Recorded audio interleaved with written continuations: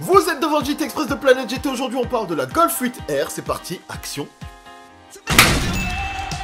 Mon ami, si tu suis l'actualité automobile ou tout simplement tu es abonné à Planète GT, tu as peut-être vu le JT présentant la future Golf 8. Grâce à des spy shots, on avait pu définir un petit peu le style qu'il fallait attendre de cette prochaine Golf 8 qui aurait dû être présentée à la fin de cette année 2019. Sauf que les choses ont un petit peu changé entre temps et que grosso modo, il faut oublier tout ça. La Golf 8 arrivera en 2020, ça a été annoncé de manière officielle et grosso modo, comprenez qu'elle a été reportée. De ce qu'il dit, aucun problème technique, c'est juste un choix stratégique parce qu'ils veulent pas la vendre pendant la période de Noël. Sauf que dans toute logique, tu dis mais pourquoi vous l'aviez annoncé pour la fin d'année? Et dans les faits, les rumeurs ont tendance à dire que le problème vient du cockpit qui, comme je vous l'avais dit dans le précédent JT, est censé être entièrement une grosse débauche d'éléments digitaux, d'écrans tactiles, de technologie, etc. Et apparemment, tout ne fonctionnerait pas comme Volkswagen le souhaiterait. Et du coup, ils ont préféré reporter le projet au début de l'année 2020. Alors, c'est surprenant et également intéressant parce que ça voudrait dire que la Golf 8 ne sera pas présentée pendant le salon automobile de Francfort.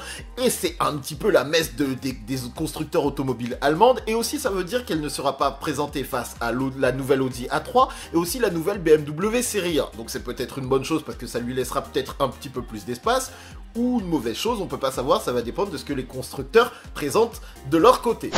On peut enfin parler de la nouvelle Golf 8R, c'est un petit peu le véhicule qui représente le top du top de la Golf, avec, à l'heure d'aujourd'hui, 300 chevaux, au départ 310, puis avec le WLTP on est repassé à 300 chevaux, 4 roues motrices, système Aldex, vraiment c'est censé être le top de la Golf. Le problème, c'est que pendant pas mal de temps, on a cru que la prochaine génération, soit la Golf 8R, aurait environ 400 chevaux. Et d'un côté, toujours content d'avoir plus de puissance, ça venait chercher de la A45 AMG. Je pense également à la Audi RS3.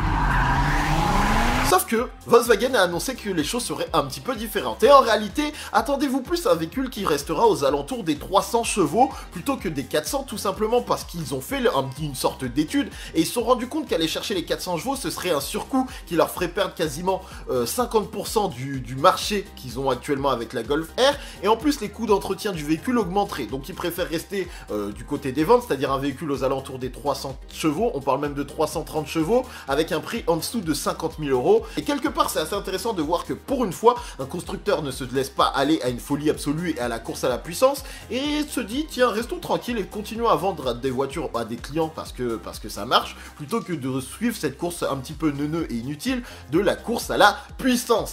Et enfin, on va s'arrêter quelques instants sur le potentiel style de cette fameuse Golf 8R. Comme vous pouvez le voir derrière moi, j'ai un rendu de Autobild qui est plutôt très bien réalisé, c'est pour ça que je voulais partager. Autocar.uk a également présenté un rendu de cette fameuse Golf 8 et vous remarquerez si vous êtes attentif que en fait elles sont très inspirées du T-Roc R qui représente 300 chevaux et qui est du coup la version la plus actualisée du style Volkswagen. Et bien évidemment, parce que vous le savez, j'essaye de travailler un petit peu pour développer mon talent, je me suis également penché sur la question et du coup je vous propose mon rendu. Ok, c'est pas parfait, mais ne me jugez pas, hein, oh, il faut bien commencer quelque part pour devenir le meilleur graphiste du monde, je n'y suis pas encore, mais j'y travaille. Bref les amis, je suis curieux de savoir ce que vous en pensez. À votre avis, est-ce que Volkswagen aurait dû aller chercher la puissance, monter à 400 chevaux et monter au niveau des A45, RS3, etc.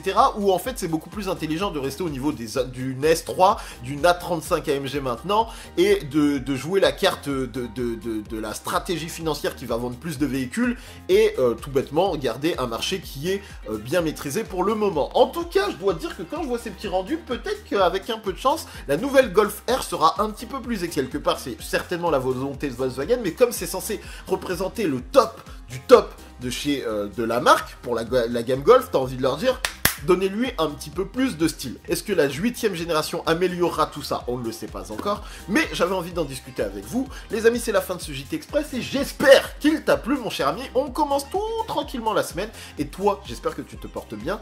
À bientôt, n'hésite pas à t'abonner si tu es nouveau. Laisse-moi un commentaire, fais des trucs, profite des vidéos et profite de ta semaine mon ami. Salut à toi, ciao. Salut à tous les amis, vous êtes avec Planète GT. Aujourd'hui, on a eu la chance de tester la nouvelle Golf R sur circuit. Et ça a été une découverte assez intéressante parce que pour le coup, on avait la nouvelle version avec le pack performance. On a donc